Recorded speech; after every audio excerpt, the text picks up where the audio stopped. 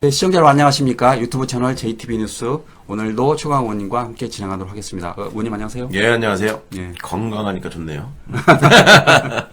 아프지 않은 김철국 장관과. 자, 오늘은 먼저 이 책 소개를 할까 합니다. 그 의원님이 쓰신 책 이로운 보수, 의로운 진보.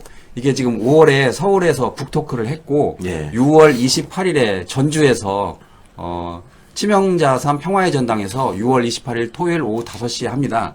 그래서 저희가 의원님과 함께 이제 유튜브에 그 안내를 했는데, 저 놀란 게, 이게 이틀 만에 매진이 됐어요, 300석이. 혹시 알고 계셨어요? 저 이거 와서 처음 들었는데. 네. 놀랐네요. 저는 그거 안 채워줄 줄 알았고 300석이나 되는 데를 예, 어떻게 할까 했더니. 엄청납니다. 그래서 제가 한겨레 출판에 물어봤어요. 이런 사례가 있냐고 그랬더니, 예. 한겨레 출판도 깜짝 놀랐다는 거예요. 이거 웬만한 작가는 할 수 없고, 자기들도 이틀 만에 매진될 줄은 몰랐다. 그 이야기를 하더라고요. 그래서 전주니까. 그래서 지금 개인적으로 저한테도 전화가 많이 와요. 이거 어떻게 하냐고. 걱정입니다, 이거. 네. 이미 300석은 다 채워졌고. 어떻게 하냐고 하니까. 더 볼 수, 볼 방법이 수 없냐, 없냐. 뭐 그러는데. JTB가 중계차를 갖다 놓으면 볼 수 있잖아. 저희가 그래서. 그렇게까지 휴일날 오실 필요 없습니다. 맨날 똑같은 얘기인데 뭐. 아닙니다. 댓글을 보니까 상당히 반응이 좋고 꼭 와보겠다 그랬는데 어쨌든 제가 다시 한번 강조드리지만 한겨레 출판사가 놀랐습니다. 이틀 만에 매진될 줄은 자기들도 몰랐다고 합니다. 대단하십니다. 글쎄요. 자, 다음으로 넘어가도록 하겠습니다. 고맙습니다. 예. 자, 민주당이 그 검찰 개혁 법안을 발의했습니다. 검찰청을 폐지하고 행정안전부 산하의 중대범죄수사청, 그리고 법무부 산하의 공소청, 그리고 국무총리 직속 국가수사위원회를 두어서 업무 관할권을 조정하고 관리 감독하겠다라는 게 큰 틀이에요. 네. 그래서 민주당은 이제 더 이상 표적 수사는 없을 것이다라고 말을 했습니다. 예. 이 앞으로 진행이 어떻게 되는 건가요, 의원님? 그렇죠. 이게 오늘 법안이 제출됐다는 게 되게 중요합니다. 생각보다. 왜냐하면 우리가 민정수석을 검사 출신으로 임명하고 또 예. 민정비서관도 검사 출신이고 예. 그래서 이제 검찰 개혁이 제대로 될 수 있느냐 이런 이제 걱정들을 하셨잖아요. 그런데 당시에 이제 그 민정수석을 임명하면서 개혁은 법으로 하는 것이다. 이제 이렇게 얘기를 했단 말이죠. 그러니까 그런 법으로 하기 위한 개혁을 지금 많은 분들은 민주당이 법안을 제출하고 있었다라고 착각하고 계시는 사실은 공식적으로 제출 안 했었습니다. 예. 법안을 만들어 놨었고 조국혁 신당이 법안을 제출한 게 있었죠.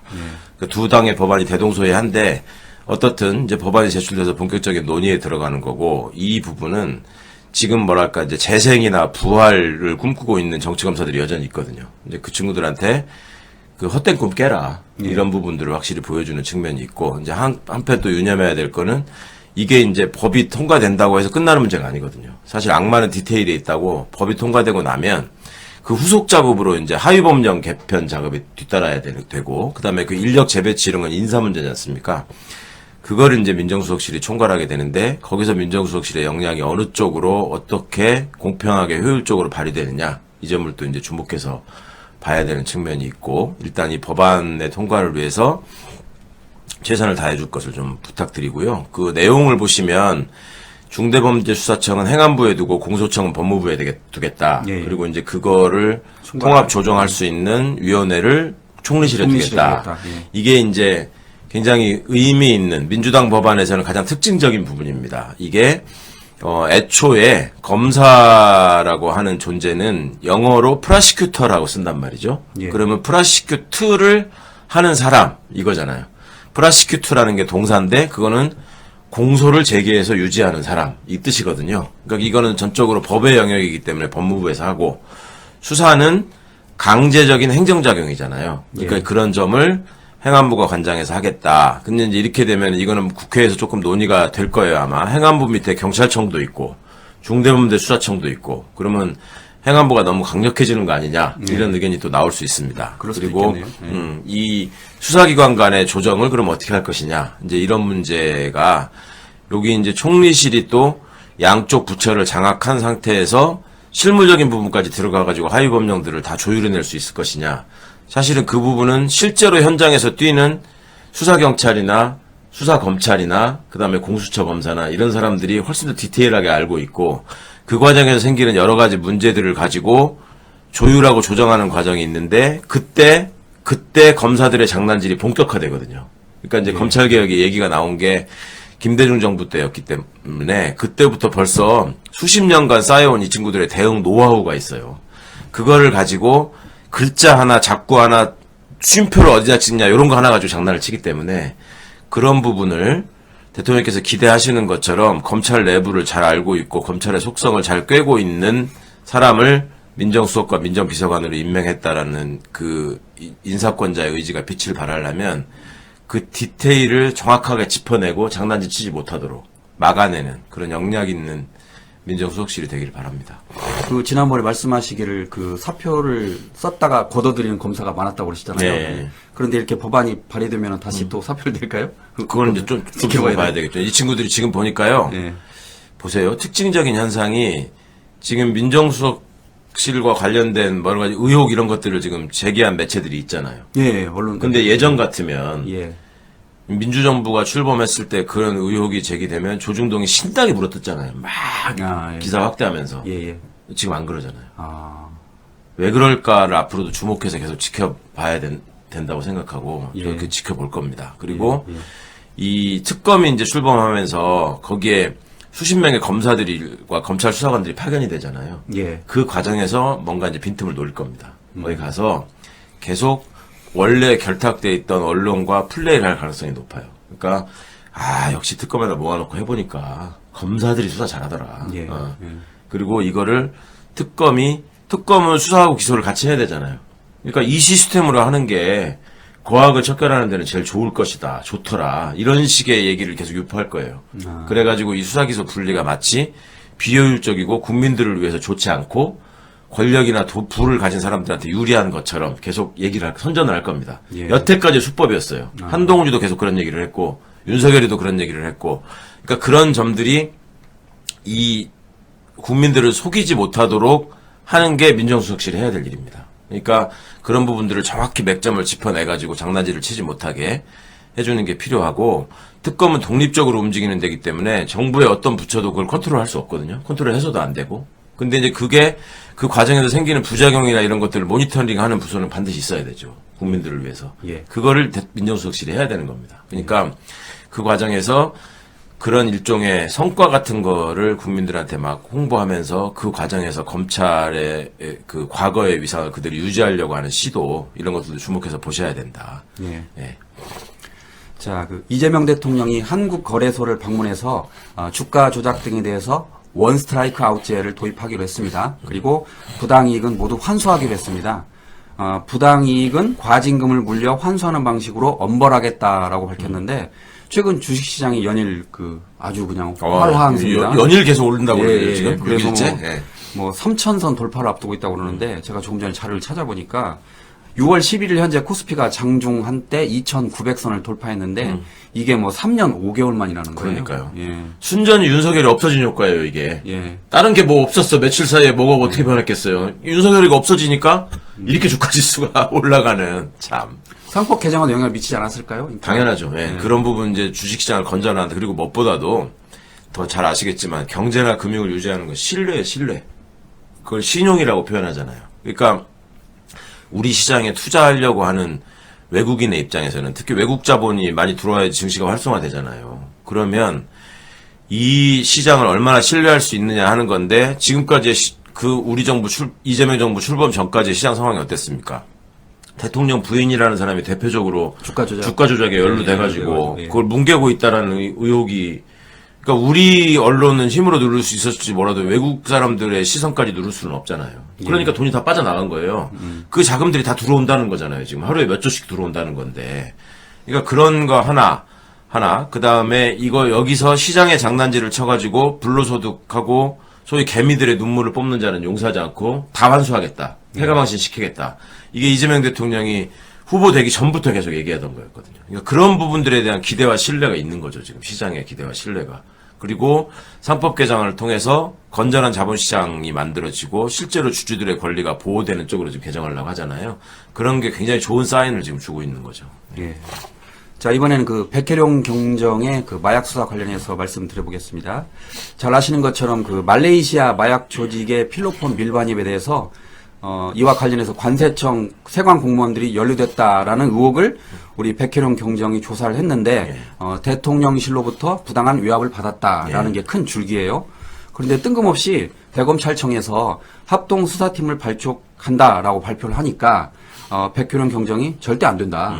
이 수사를 막은 게 다름 아닌 검찰 아니냐. 그렇죠. 그거를 특검에 맡겨라. 지금 이러고 있거든요. 예.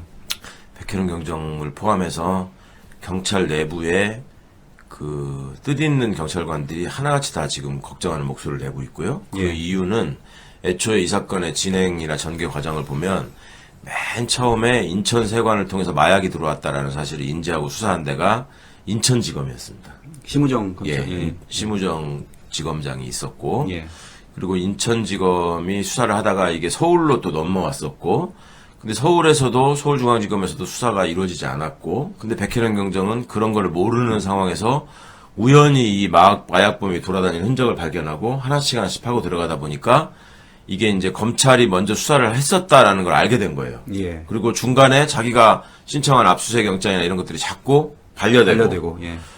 그리고 수사를 하는 과정에서 또 검찰의 기존의 마약 수사 결과를 보내달라. 내가 그걸 기초로 더 열심히 하겠다. 근데 절대 안 보내주고. 예. 그 다음에 그러다가 수사를 브리핑을 중단하라는 사실은 마약과의 전쟁을 선포한 윤석열 정부였기 때문에 대단한 수사로 홍보를 하고 싶었겠죠. 어디서나. 대통령이 관심을 가진 사안이라고 생각하니까. 근데 그거를 서장이 용산의 짓이라고 하면서 하지 말라고 그랬다라고 하는 백혜령 경정의 증언이 있었고 이 사람이 인사조치되고 그 자리에 있었던 서장은 대통령실로 영전하고 거기 있다가 최근에 또 보훈 차원의 승진 인사를 단행한다고 최상목이가 누군지도 모르고 인사했다고 했을 때 경무관으로 또 최근에 승진까지 했어요. 예, 그 예. 문제의 김찬수 서장은.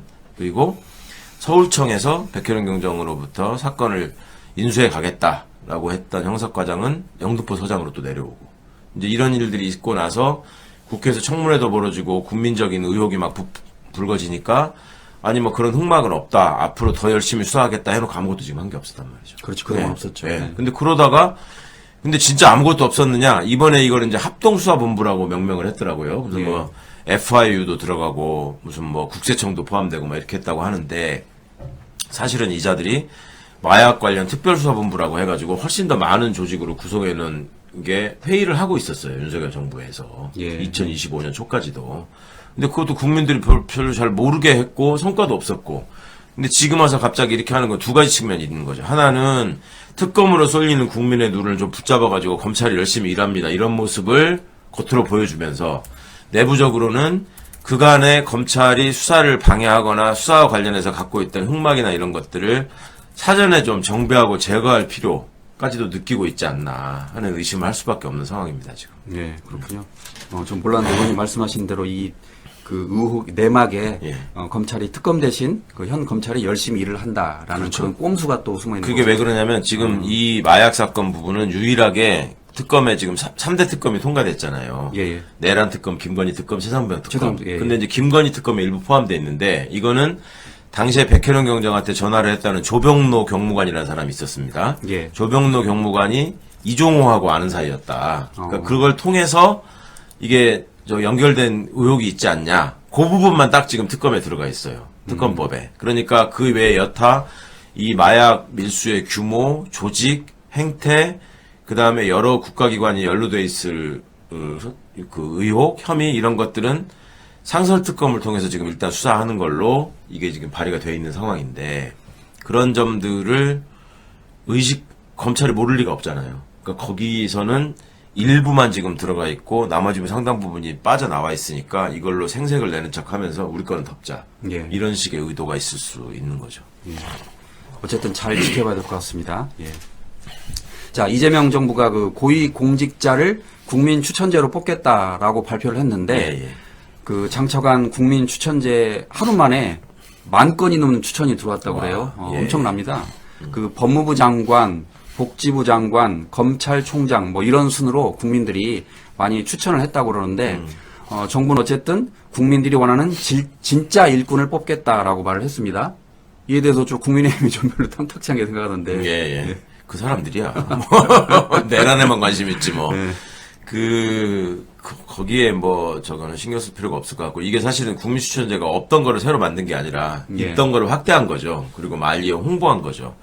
이렇게 되면 이제 인사혁신처하고 청와대 인사비서관실이 굉장히 이제 일이 많아지게 되는데, 이제 국민주권 정부라는 별칭을 표방하고 출범한 정부잖아요. 예, 그러니까 예. 이제 국민주권의 뜻을 제대로 구현하겠다라는 인사권자인 대통령의 의지가 반영된 것이고, 그러니까 그런 점에서 실질적인 효과를 내도록 틀림없이 열심히 노력할 겁니다. 그거는 뭐 저는 의심하지 않고요. 단지 이것이 이렇게 되는 과정에서 벌써 우리 김 국장님은 그런 거 없었어요? 우리가 속해 있는 단톡방에다가 예. 뭐 나 이번에 저기 뭘로 이렇게 추천해달라. 없었는데. 그런 식으로 하면서 이렇게 집단적으로 아. 뭐 이거를 유도해가지고 예, 예. 많이 이렇게 말하자면 자기를 띄우려고 하는 움직임을 또 보이는 사람들이 있어요. 아. 지금 매일매일 휴대전화 이렇게 가슴에 품고 전화 오기만 전화 오기만 기다리는 사람들 입장에서는 간절하거든. 그리고 이게 이제 기회라고 생각하고 일가 친척, 동문들, 무슨 오다 가다 만난 사람들 다 지금 그런 거 돌리고 있는 분들이 있거든요. 이제 그거는 그거대로 또 걸러내야 되겠죠. 이제 그런 점들 때문에 우수하지 않은 인재가 우수한 것처럼 포장되는 것도 걸러내야 되고, 또 하나 그 사람의 내실과 무관하게 미디어를 통해서 이렇게 굴절된 이미지가 시민들에게 전달된 사람들이 있습니다. 예, 예. 실제로 보면 그렇지 않은데 아는데. 그 연예인 분들도 보면 그렇잖아요. 그 극 중에 묘사되는 인격하고 원래 본인의 인격하고 다른 거잖아요. 근데 이제 그런 거를 많이 헷갈릴 수 있기 때문에 그런 데서 오는 부작용, 그러니까 인기 투표처럼 보이는 부작용. 그게 이제 좀 이제 걸러져야 되는 거죠. 그러니까 저도 여기 뭐 농반진만으로 그런 얘기 많이 들었는데, 예를 들면 제가 어떠어떠한 자리에 뭐 추천되고 있다, 뭐 이런 얘기 저도 들었어요. 예. 근데 그런 게 사실은 그냥 이 매체를 통해서 얼굴 많이 본 사람에 대한 선호인 거죠. 예. 사실은 제가 지금 공직에 갈 수 있는 자격도 없는데, 올해 9월까지. 그러니까 그런 거를 배제하고 그냥 하시는 거라서 그런 점들을 이제 실무를 인사 업무를 담당하시는 분들이 이제 다 체크하고 걸러내고 검증하고 해가지고 진짜 유능하고 국민들한테도 신망을 받는 좋은 분을 모실 수 있으면 최고인 거죠. 예. 그렇군요. 자, 그 이재명 대통령의 그 공직선거법 위반 사건 파기 환송심에 이어서 그 대장동 사건 재판 역시 사실상 중단됐습니다. 예. 이제 그 해당 고등법원에서 이걸 예, 재판을 예. 하지 않겠다고 연기한 건데, 개인적으로 이제 궁금한 게 예. 왜 이걸 조희대 대법원장이 하지 않고 건 바이 건으로 케이스 바이 케이스로 고등법원에서 합니까? 그렇죠. 그게 참 전 이해가 안 되던데. 그게 이제 문제인 거죠. 이게 사실은 헌법 규정에 의해서 너무너무 당연한 일이에요. 이거는 예, 예. 너무너무 당연한 일이고, 하급심의 어떤 혼란이나 이런 것들을 예방하기 위해서 대법원이 존재하는 거고, 대법원이 이런 부분에 대해서 충분히 정리할 수 있거든요. 헌법 규정이 어떻고 하는 부분들을. 그런데 그냥 방치해두고 개별 재판부의 판단을 맡기겠다 이런 식으로 나온단 예. 말이죠. 그러니까 자기들은 아마 그렇게 주장할 거예요. 이게 대법원이 일일이 재판부의 재판의 진행에 간섭하는 것이 사법부의 독립, 법관의 독립을 침해하는 것이다 라고 주장할 거예요. 아마 틀림없이 왜 그러냐라고 하면. 근데 이거는 헌법 규정이 있으니 헌법을 지켜야 된다라고 하는 게 그게 어떻게 사법부 독립에 대한 침해가 됩니까? 애초에 이거 발상이 잘못된 거지. 이거는 헌법보다도 법관의 판단이 우위에 있을 수 있다라는 건방짐을 표현한 것밖에 안 돼요. 예. 제가 보기에는. 그러니까 이 대법원장이 자격이 없는 거고, 사실은 이 정도의 파문과 파동을 일으켰으면 물러나야 되는 게 정상입니다. 전에 우리가 방송 시간에도 얘기했는데, 예전 대법원장 후보자나 대법원장 다 그렇게 했어요. 예. 근데 이 사람 뻔뻔하게 그냥 앉아있다가 취임 선서식에까지 와가지고 그 긴장된 표정으로 있으면서 고개 숙여 악수하고. 억지로 웃으면서 대통령하고 악수하고 얼마나 누추한 모습입니까? 그런 것들을 통해서 사법 신뢰와 사법부의 독립을 이렇게 유지될 수 있을 것인가를 본인이 생각해봐야 되니까. 사법부의 수장이잖아요. 사법부의 독립을 누가 지켜줬습니까? 지금까지 시민들이 지켜준 거예요. 자기들이 잘해가지고 지킨 게 없어요. 예. 그 시민들이 만들어놓은 토양 위에서 군림하려고만 했지. 그러니까 지금 세상이 바뀌었는데 여전히 시대에 뒤떨어진 발상들을 하고 있다라고밖에 저는 평가할 수가 없습니다. 혹시 보셨을지 모르겠는데 그 현충일 추모사 때 예. 조희대 대법원장이 이렇게 대통령이 걸어오니까 카메라 풀샷에 잡혔는데 온 매무새를 이렇게 단정하게 해요. 네. 그 다음에 대통령이 오니까 이렇게 하는데 이게 이제 보통 자기가 이렇게 옷 매무새를 이렇게 가다듬는다는 거는 그 예의를 갖추는 거잖아요. 네. 그런데 정작 그 5월인가요? 그 대법원 전원 합의체가 공직선거법과 관련해서 유죄 취조로 파기환송했을 때는 좀 결의에 찬 모습이었는데 그렇죠. 그 한 달 만에 완전히 모습이 바뀌었더라고요.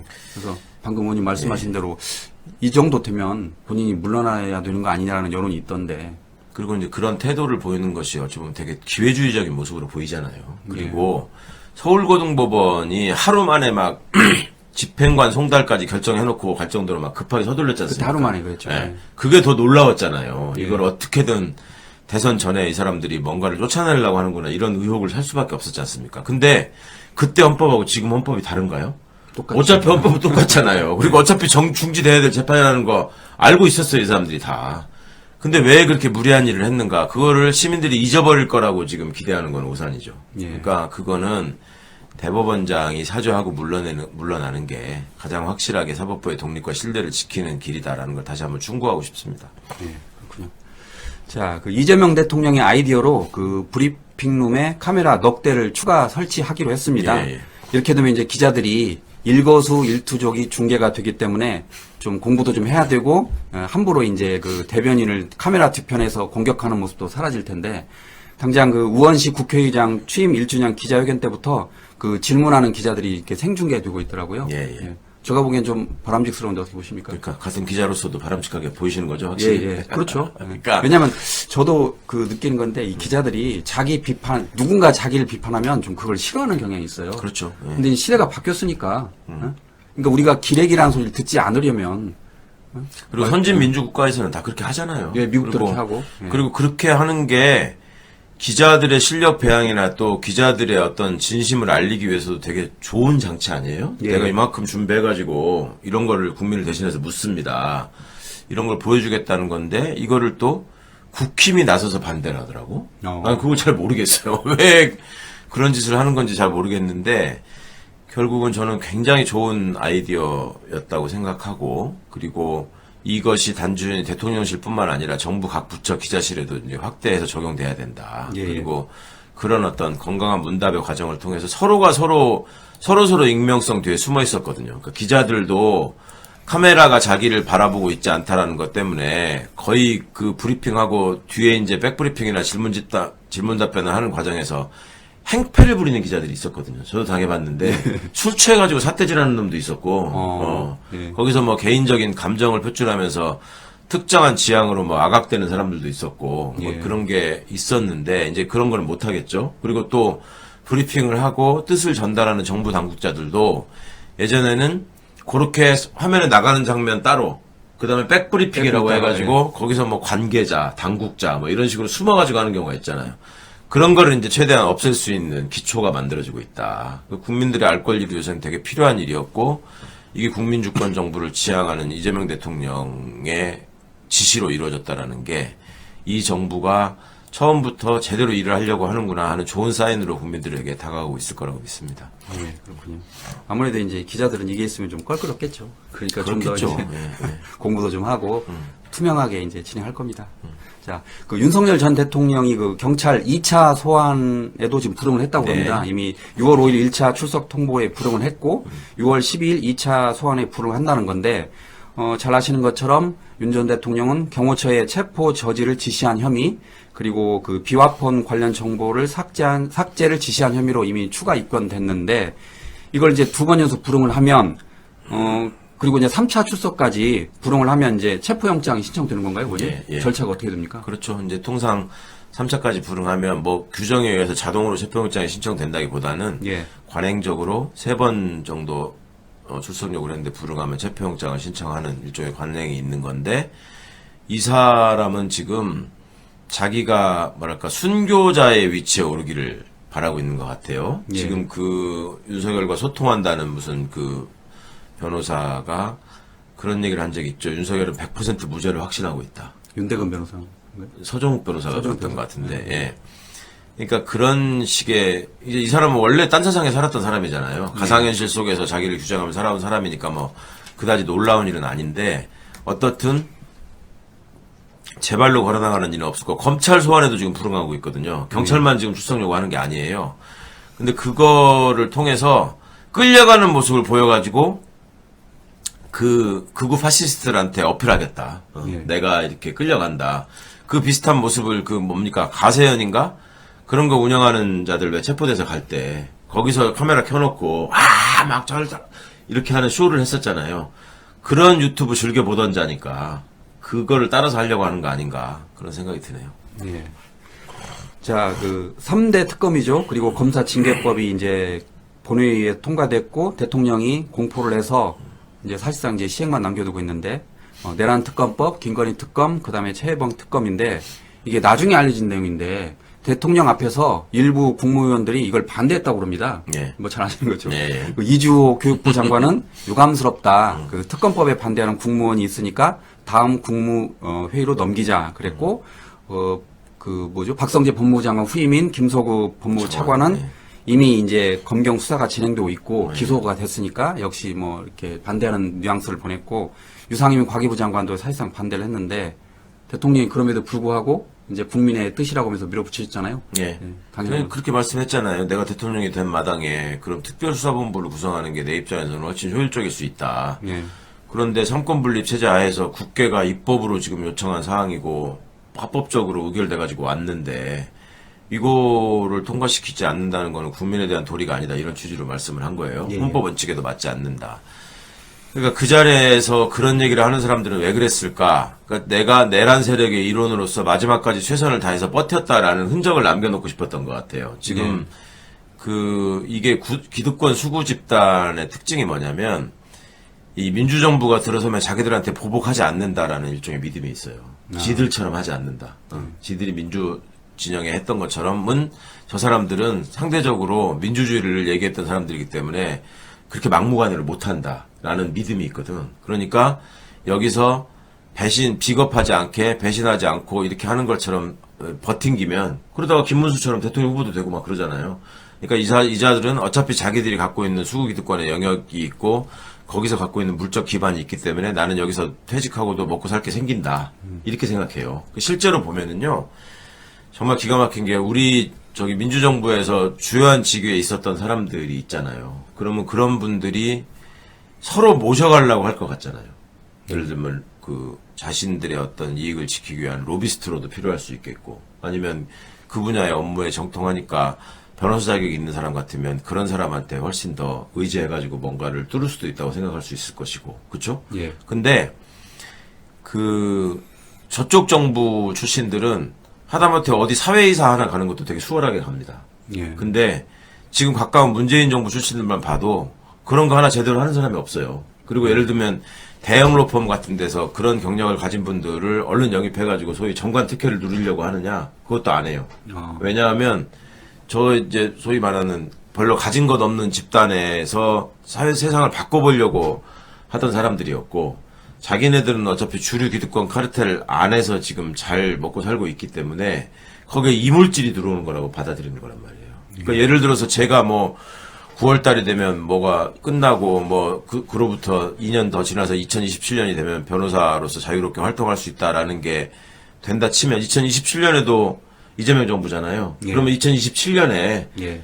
국내 유수의 대형 로펌에서 저를 모셔가려고 할까? 아니면 재벌 기업들이 사회이사나 이런 데 보면은 검찰 출신들 많이 가 있잖아요. 엄청 가 있잖아요.